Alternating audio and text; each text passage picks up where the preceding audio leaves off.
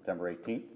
I appreciate your patience. I apologize for the lateness on this. We were trying to meet with the families and didn't want to shortchange the opportunity to be able to be there and spend a little more quality time and trying to provide the answers that are very important to them right now. What our focus is on right now is where the fire originated. That's what we're going to be talking about this afternoon, as well as identifying some potential sources of ignition. We're going to be we did an evaluation on intentional versus unintentional actions that could have contributed to it.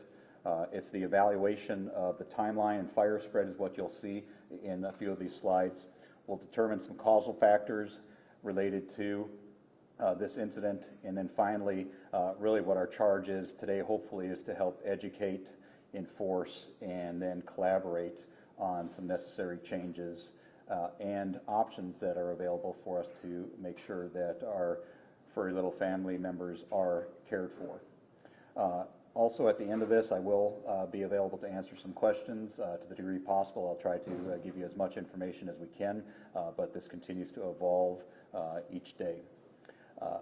First and foremost is the fact that this is about those 75 names that are listed there today.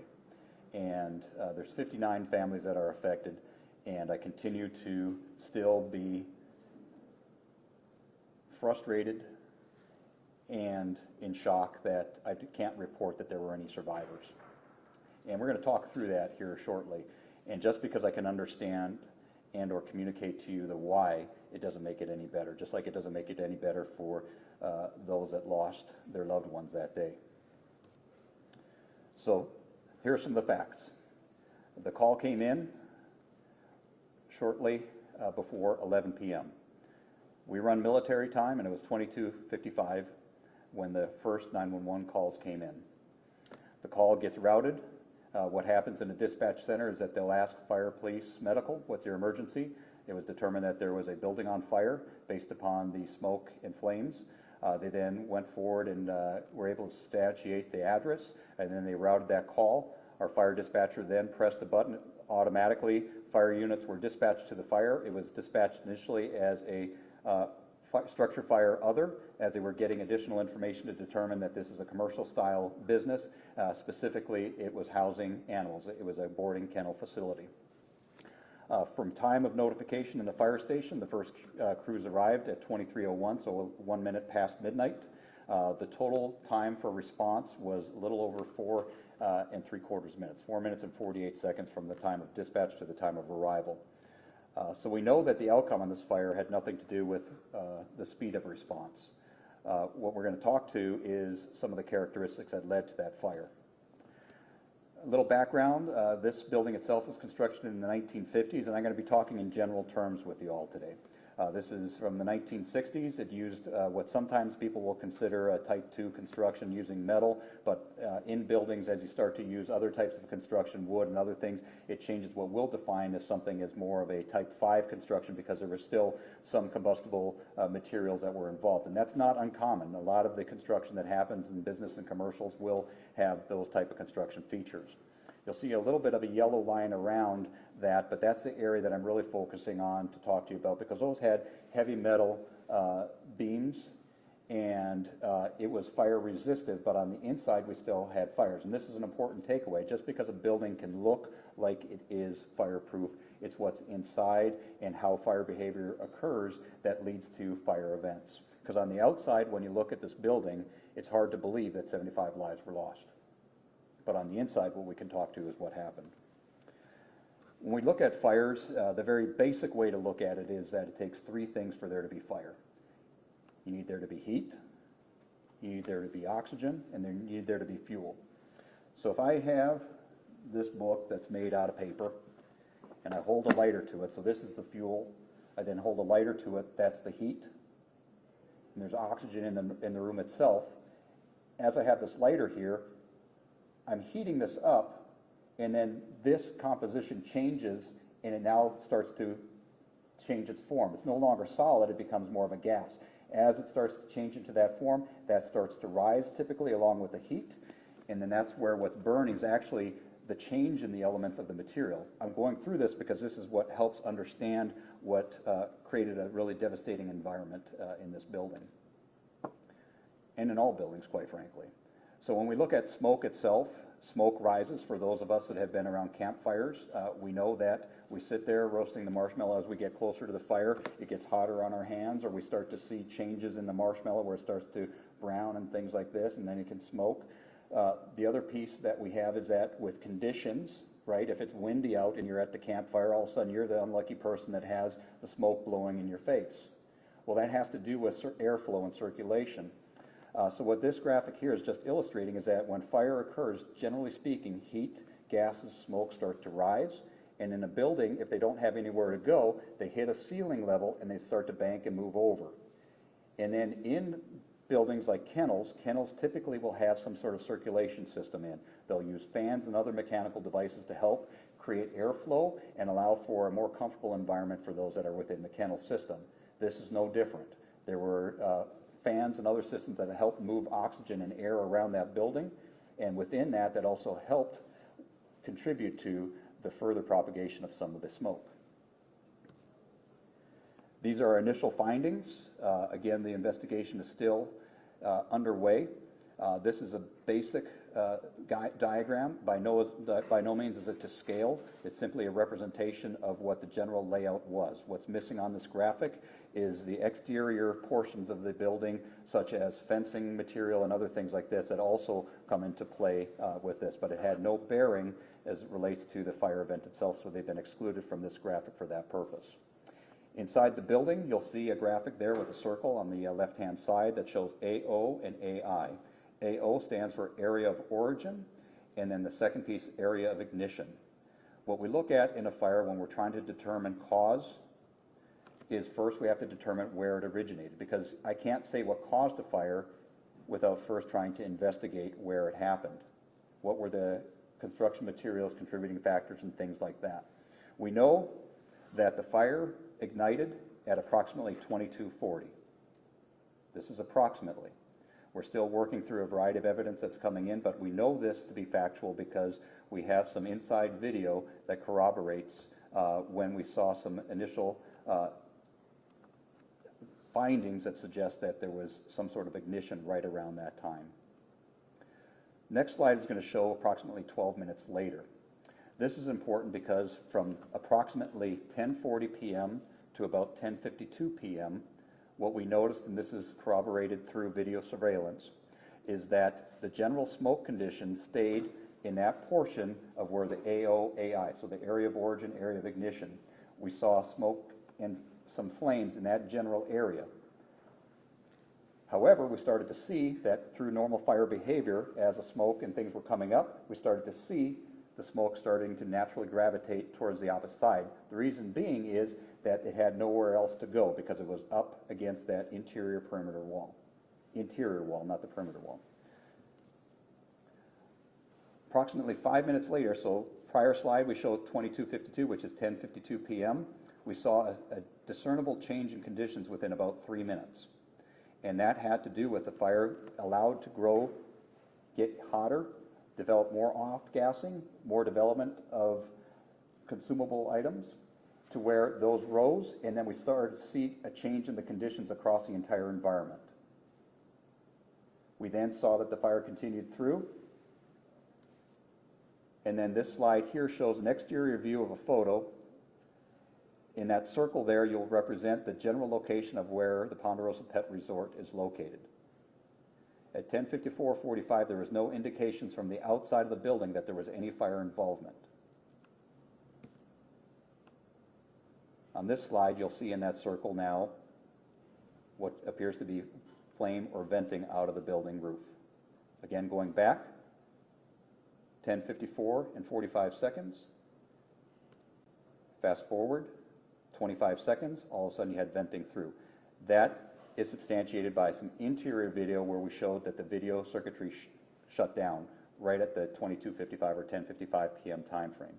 It also shows that the smoke and everything and what we're calling, and we're still getting additional footage that we're unencrypting and looking through, it looks like there was some flash over type of activity.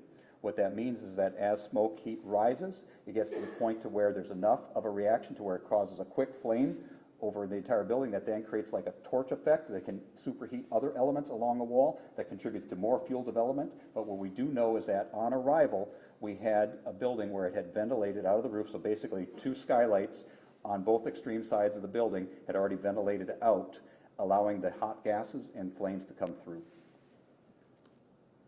These are the known facts. The area of origin has already been identified. This is a prime area of origin, and it's inside the kennel boarding facility in the graphic that was depicted earlier. The probable ignition source, again, started at approximately 2240, which is 10:40 p.m. using military time. The probable ignition source is still under investigation. We believe it's a singular source, but there are probable elements that contribute to that ignition that still have to be ruled out. We're going through an active investigation still, using some third parties to also go through those that may have been the initial source of ignition. The building materials may have contributed to the actual spread of the fire during the latter portions of it. The fact remains, though, that this fire was in a relatively contained area in an open room, much like this. It's like this portion of the room here having a fire and staying contained in this room, even though there's nothing separating it. It just had to do with some of the thermal balancing and the way that the smoke was being produced, and some heavy steel, we believe, was helping keeping it contained in that area. Those conditions changed after 12 minutes to where all of a sudden we started to see a change, and that's where there was a greater flash of some fire in that area that allowed for the continuation of that. This building was not supervised with any smoke or heat detection devices. What that means is that there weren't smoke alarms or heat detection devices that were being monitored by any off-site business owner or entity. And there also was no fire suppression system in place. So the only way that we were notified of this event is when somebody was driving by and noticed flames coming through the roof at 10:55 p.m. Current actions, things that we're doing immediately, is that we've gone into our fire codes and looked for information that can help us better define occupancy such as this.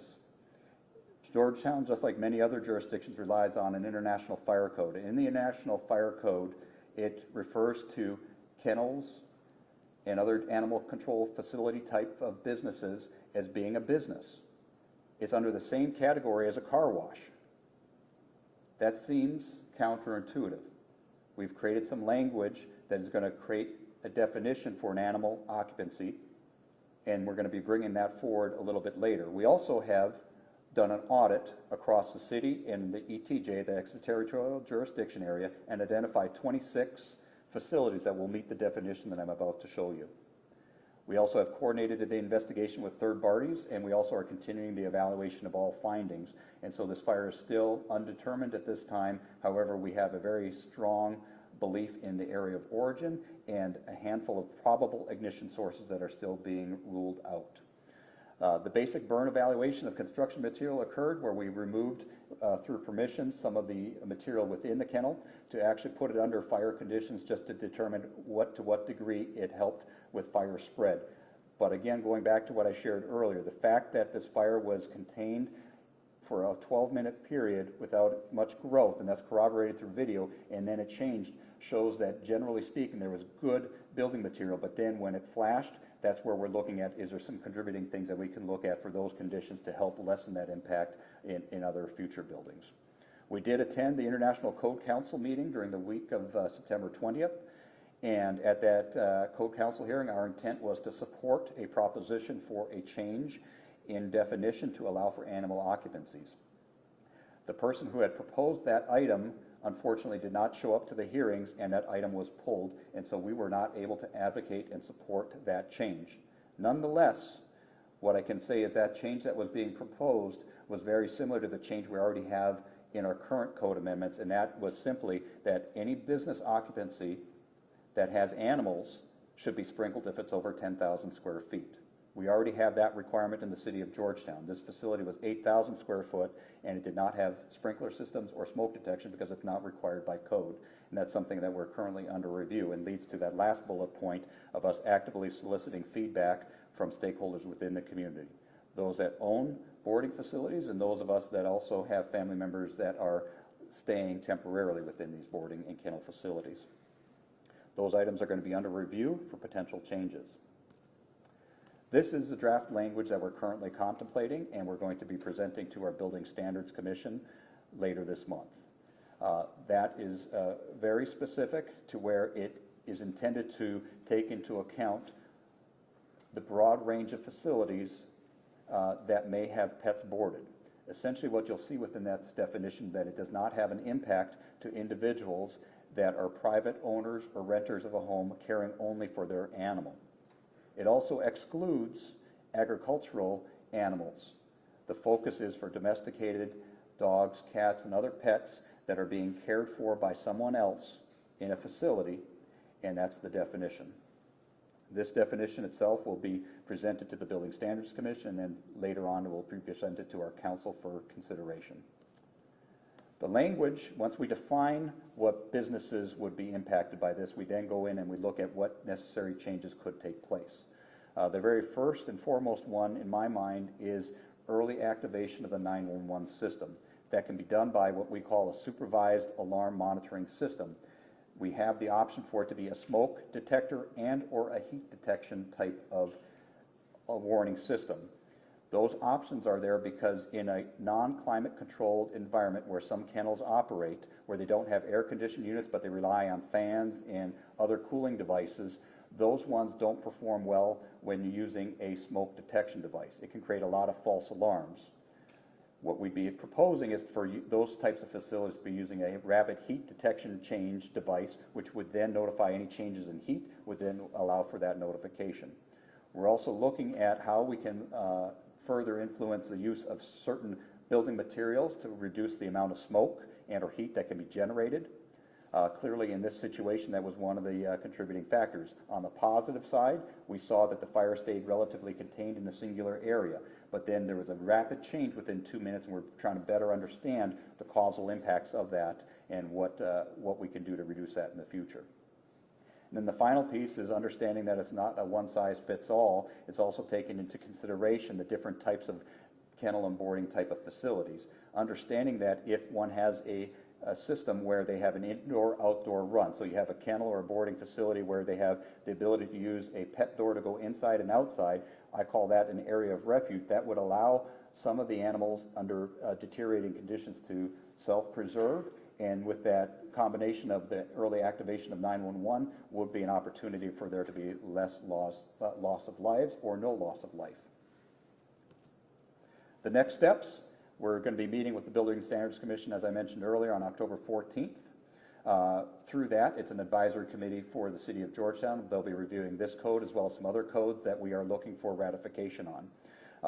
That Building Standards Commission is simply there to give some additional support and information to us so that when we go to council, we're able to then present to them the findings of the Building Standards Commission as well as our findings as a department.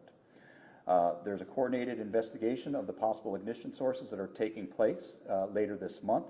What we have identified is in the area of origin, there was a malfunction of some sort. What I mean by that is there was some items that were in that general location that possibly malfunctioned that caused the initial ignition of combustible material in that area, which then led to the fire. We're going to have that evaluated with the hope of trying to identify singularly what device it was. Was it attributed to a malfunction? Was it a known malfunction? Is there a recall on the device? Is there a wiring issue? What was the malfunction that had to do with that element? And that's what's being investigated further with a collaborative effort later this month. We'll then be proposing code changes to council in November and December.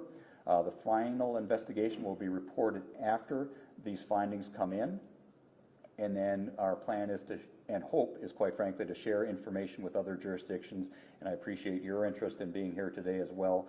Our hope is to allow for the word of this to be spread not only here in Georgetown but across the nation so that people have more awareness to this type of situation and some of the contributing factors so that we have a safer, more informed citizenry. With that, I want to thank you for your time. I'd be happy to answer some questions if you have some specifics. Yes, ma'am. You mentioned that the fire department attended to ICC to support changing animal occupancy entities, obviously it was pulled because someone who proposed did not show up. Was that person with the fire department? No, no. I have no knowledge of who the original proposer was. The way the international codes work is that they typically get adopted in 3-year cycles, and so there's a lot of entities, and sometimes it's maybe a fire department, it could be a developer, it could be a business owner. They seek input from a variety of stakeholders. And whoever made that proposal did not show up. We just knew that there was a proposal and we were there to support that. And so it was pulled, and so we were unable to support it. And we weren't in a position where we could propose a new item because those aren't the rules that are allowed that late in the game. Good question, thank you. Sir? Just to be clear, you're talking about all these proposed changes, but under the rules that exist right now, the owner is nothing wrong? Correct. So the current rules that we are considering and will be proposing are not required, were not required. Georgetown, just like many other jurisdictions across the U.S., use a book like this. It's the International Fire Code, and you can adopt it wholesale to where you agree with everything as it's across the nation, or you can create local amendments. We've already adopted some local amendments in this to where we've reduced the size of a building that can be considered a business occupancy without there being suppression and notification systems. And we put that to 10,000, which is more restrictive than what this book requires. But this building was under the 10,000, so it was not required. We're having a new look at this to where we are considering not including a size threshold. It has more to a use threshold, and that's why we're focusing on definitions. Does that answer your question?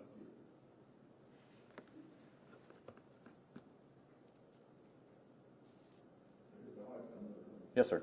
When you were talking about malfunction of equipment, can you just generally tell us what was in that area of town? No, I can't.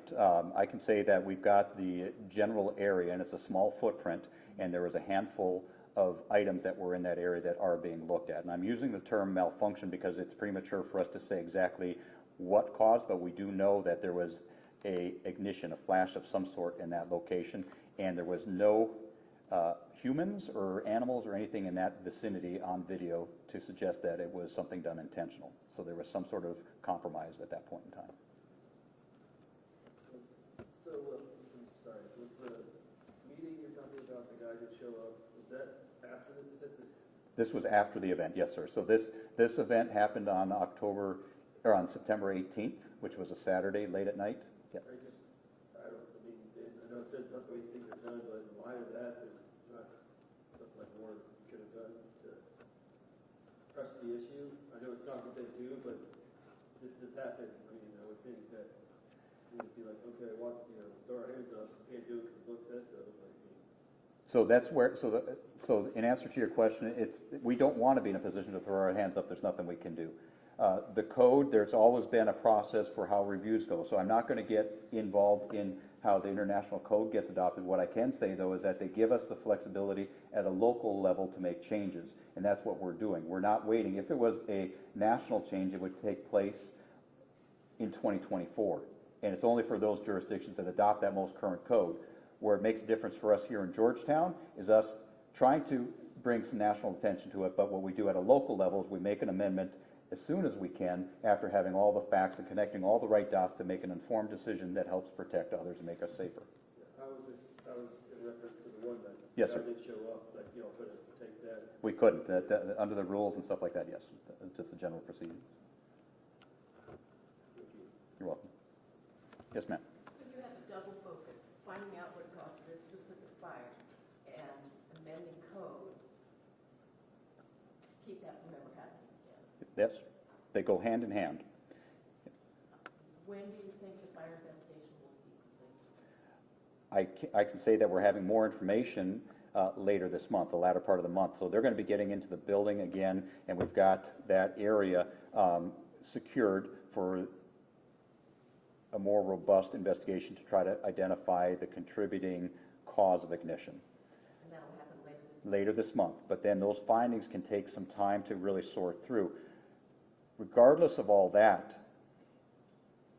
it would be very simple for me to just say that somebody had a lighter there, lit this on fire, and then caused it. It doesn't change the outcome. The outcome was 75 dogs lost their lives. 59 families are now impacted by that.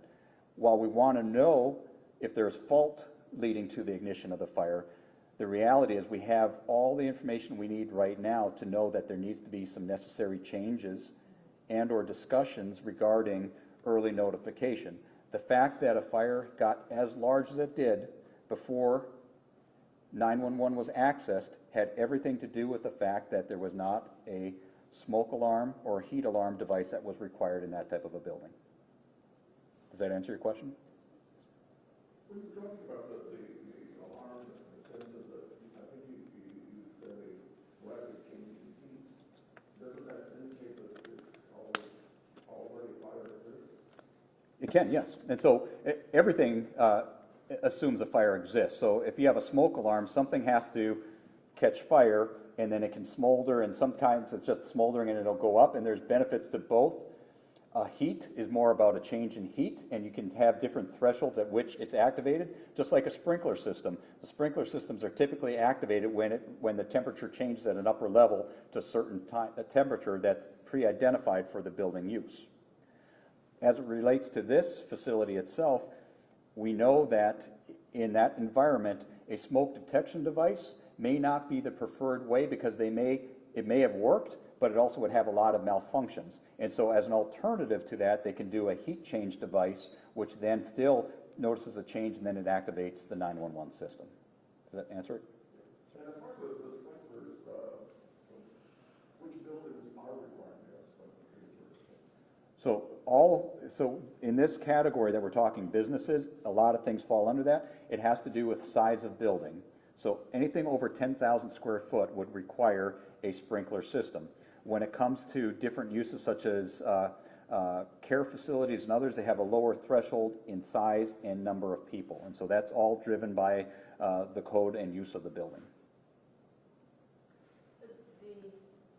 The floor plan slide that you showed, where were most of the dogs located in that section?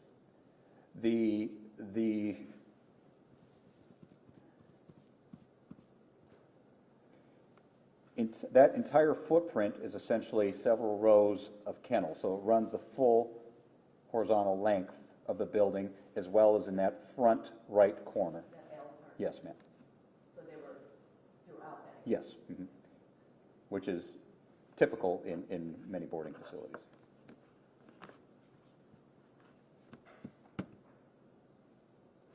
All right. Do you have another one, sir? Yep. Right, you said, stated that, trying to find out what happened is important, like, y'all want to see what be prevented in the future. Why do those have to go hand in hand? It sounds like that's important, but this is further in the future, it's more important. I don't see why they're similar or tethered together necessarily. Thank you for the clarification. By no means am I suggesting that one is more important than the other. What I'm suggesting is I don't want to give any indication that we're trying to slow play anything and say that we have to wait for a final investigation that may or may never be complete, and that may or may not need to lead to any conversations regarding necessary changes to code. What this means is that we have enough information right now to make an informed decision and make recommendations for necessary code changes so it can run parallel with an investigation. You're welcome. So, the fire department got on scene at 11:01. When did they enter the building?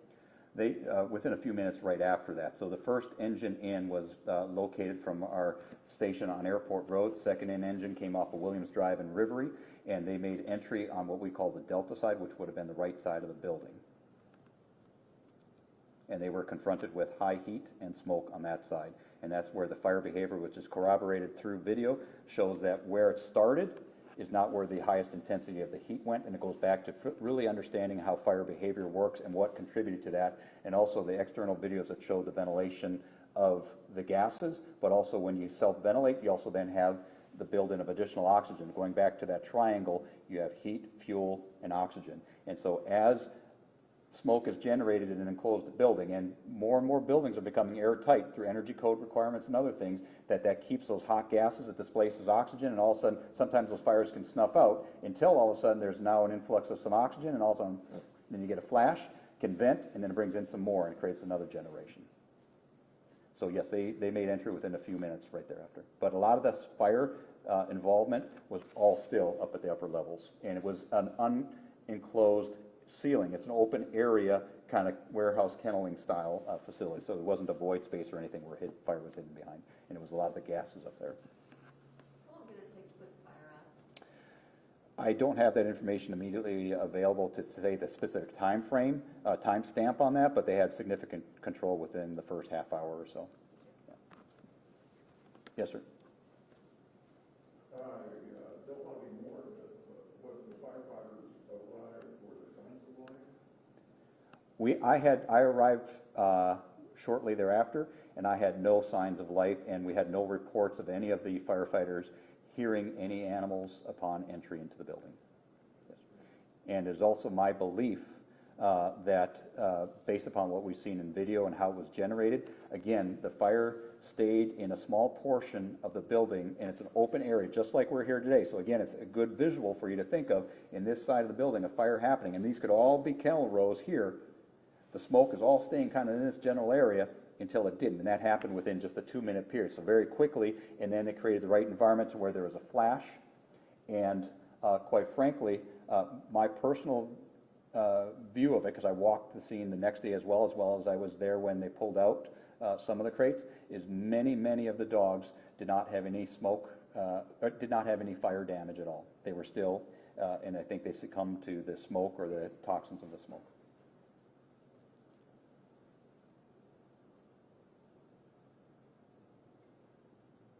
And that's a hard thing for these families to live with, and for any family to live with. Many have the biggest fear, including myself, of drowning or dying in a fire, and we can't help but think of what ifs, and I wish I could give the assurance to every single person, but I have, through my own personal observations of being there during the fire event as well as the next day during the investigation, that to a large degree, the majority of the dogs did not appear to be panicking, and they did not appear to have sustained fire injury. And also being in this business for about 30 years, I know that generally most people black out, including animals, due to the effects of the smoke before there's any heat issues, and we didn't see a lot of that.